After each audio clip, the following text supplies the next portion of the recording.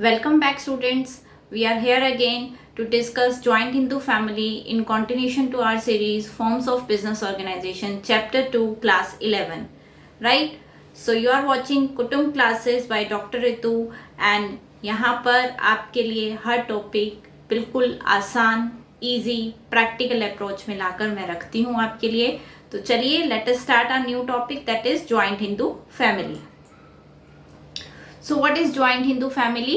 Joint Hindu family business is the oldest type of business in our India. This is only being followed in India, right? ये कैसा business structure है जो सिर्फ India में ही पाया जाता है?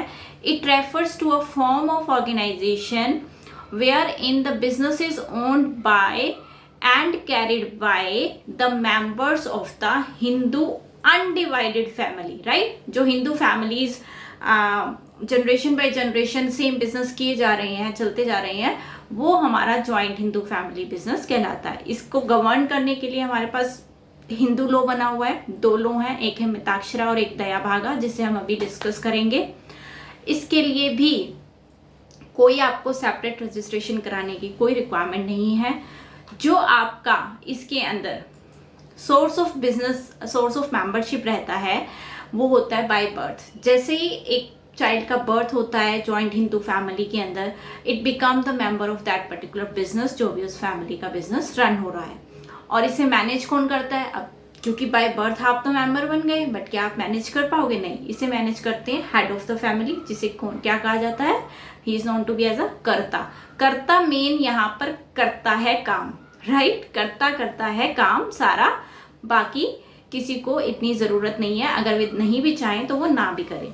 However, all the members hold equal ownership. सबकी ऑनरशिप इक्वल रहती है प्रॉपर्टी पर, जितनी भी उनके एसेस्टर्स ने छोड़ी हैं. और जो ये सारे मेंबर्स होते हैं, ठीक है, को पार्टनर्स उनको बोला जाता है. ऑल द मेंबर्स एक्सेप्ट कर्ता हैव लिमिटेड. कर्ता की कैसी हुई फिर? अनलिमिटेड. कर्ता को छोड़ के बाकी सबकी कैसी है? लिमिटेड है, right? Joint Hindu family has a permanent existence. क्यों? सारी फैमिली के मेंबर उसके मेंबर हैं. अगर कोई एक मेंबर की डेथ भी हो जाती है या उसको कुछ मिस हैपनिंग है, वो नहीं इंसॉल्वेंट हो जाता है, तो उससे ज्वाइंट हिंदू फैमिली के बिजनेस पे कोई इफेक्ट नहीं आएगा. इसीलिए उसको परमानेंट एग्जिस्टेंस बिजनेस भी कहते हैं. अब अगर मैं वो दोनों लॉ जिसके अकॉर्डिंगली मेरा ज्वाइंट हिंदू फैमिली चलता है उसके बारे में बात करूं, सबसे पहले इसके अंदर आता है मिताक्षरा. अगर हम देखें असम, बंगाल और कुछ पार्ट ऑफ उड़ीसा, उसको छोड़ दीजिए, तो बाकी पूरे throughout all over India के अंदर हमारा कौन सा लॉ चलता है? हिंदू लॉ, मिताक्षरा. जहां पर the moment a son is born becomes the member of that particular family. वो फादर के बिजनेस में एक अपना राइट गेन कर लेता है. और whenever he becomes adult, adult का मतलब वो मेजर हो गया, 18 को क्रॉस कर लिया, he can ask for the division of the property, कि मुझे मेरा हिस्सा दे दीजिए, मैं अलग से अपना बिजनेस करूंगा, राइट? तो वो कर सकता है. बट दया भागा में ये फैसिलिटी नहीं मिलती. बट दया भागा चलता कहाँ पर है? रेस्ट ऑफ द 3 पार्ट्स, मतलब जो हमने मिताक्षरा में छोड़ दिए थे, असम, बंगाल और कुछ पार्ट ऑफ उड़ीसा में, क्या है कि एक सन को ये राइट अलग होने का नहीं मिलता until unless the father is there. तो फादर की डेथ के बाद ही उसको ये राइट मिलता है कि वो उस प्रॉपर्टी को यूज कर सके. जब तक फादर हैं तो फादर के अकॉर्डिंगली ही उस प्रॉपर्टी का यूज होगा. क्लियर? तो अब अगर हम ज्वाइंट हिंदू फैमिली की मैरिट्स के बारे में बात करें तो इजी है स्टार्ट करना, क्योंकि आपका बिजनेस पहले से चल रहा है. जैसे बर्थ होता है मेंबर्स ऐड होते रहते हैं. मेंबर के जाने से, इंसॉल्वेंट होने से भी कोई फर्क नहीं पड़ रहा, क्योंकि कर्ता ने ही सब कुछ देखना है, कर्ता ही सारे बिजनेस को संभाल रहा है, तो सीक्रेसी बनी रहती है. कर्ता डायरेक्ट कस्टमर से मिलता है, उनकी लाइकिंग डिसलाइकिंग को समझता है, तो वो कस्टमर के साथ एक अच्छा कनेक्शन, एक रिलेशनशिप बना पाता है, जो कि बहुत सारे मेंबर्स होने पर नहीं बन पाता. कोई इन्फॉर्मेशन किसी के पास रहती है, एक ही जगह पर पॉइंट ऑफ इन्फॉर्मेशन होगा, तो वो ज़्यादा अच्छे से एग्जीक्यूट हो पाती है. डिसीजन जल्दी, कर्ता सलाह ले सकता है सबसे, बट उसको ज़रूरी नहीं है सबकी सलाह मानना, तो वो प्रॉम्प्ट डिसीजन लेने में हेल्पफुल है, क्योंकि उसको किसी को कोई रिस्पॉन्सिबिलिटी नहीं है आंसर देने की.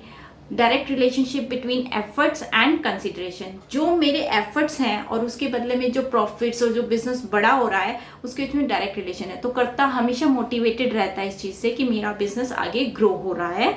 एंड एडवांटेज ऑफ, जो पुराना बिजनेस की आपकी लेगेसी है, जो आपकी गुडविल है, वो सारी आपको बेनिफिट मिलती रहती है जनरेशन बाय जनरेशन। जैसे एमडीएच मसाले देखो अगर आप, है ना, चले जा रहा है। तो इस तरीके से you can take the benefit of all these things.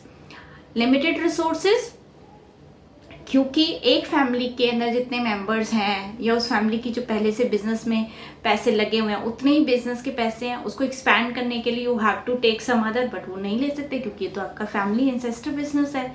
Unlimited liability किसकी रहती है? सिर्फ कर्ता की अनलिमिटेड है, बाकी सब पार्टनर्स का जितना जितना प्रॉपर्टी में शेयर है उन सबका अनलिमिटेड लायबिलिटी रहती है, उन सबकी लिमिटेड रहती है। सॉरी, डोमिनेंस ऑफ कर्ता का डोमिनेंस रहता है, राइट, क्योंकि कर्ता ही सब कुछ कर रहा है। तो कई बार कुछ चीज़ें आपको एज अ फैमिली मेंबर नहीं समझ में आती, बट कर्ता के अकॉर्डिंगली ही आपको वो चीज़ें करनी होंगी, क्योंकि कर्ता अकेला, जैसे सोल प्रोप्राइटरशिप में एक मेजर प्रॉब्लम आती थी कि मैनेजरियल स्किल लिमिटेड हो जाती हैं, तो सेम उसी तरीके से जॉइंट हिंदू फैमिली में भी ये प्रॉब्लम रहती है।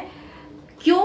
कर्ता ही सब कुछ कर रहा है, इसलिए बाकी के सारे मेंबर्स कोऑपरेट नहीं कर पाते हैं या वो नहीं करना चाहते हैं, उन्हें नहीं लगता, क्योंकि लायबिलिटी तो उनकी तो लिमिटेड है बाकी सबकी, इसीलिए उनको लगता है कि ये सारा का सारा जो रिस्क है वो उन्हीं को बियर करना चाहिए। वो अगर कुछ गलत भी होगा तो हमें कोई प्रॉब्लम नहीं होगी। अब ये जॉइंट हिंदू फैमिली तो बहुत छोटा सा टॉपिक था। अब नेक्स्ट जो वीडियो होगी उसमें हम डिस्कस करेंगे a detail description about cooperative society, that is the next form of business organisation. अभी तक हम सोल प्रोप्राइटरशिप, पार्टनरशिप और जॉइंट हिंदू फैमिली कवर कर चुके हैं। Cooperative society is again a very interesting topic जिसे हम नेक्स्ट वीडियो में डिस्कस करेंगे। So subscribe my channel, like the video, share the video, and stay tuned with Kutum classes by Dr. Rizu Gupta.